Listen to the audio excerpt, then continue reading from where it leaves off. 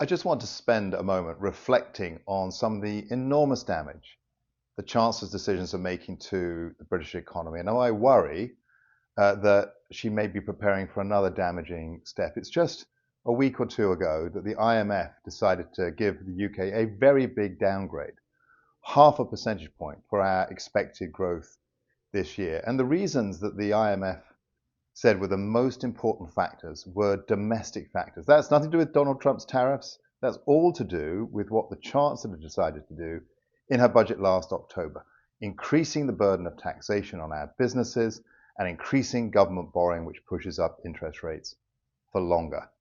It's a damaging prospectus that Labour have put in place for our country's economy. And that's why just after the IMF's downgrade, we found out that this government had overshot the borrowing it needed in the last financial year. This Chancellor is addicted to debt and addicted to borrowing. And that's bad news because she's going to come back in October for more taxes to plug the gaps because she's been borrowing too much money. And now we have even worse potential news.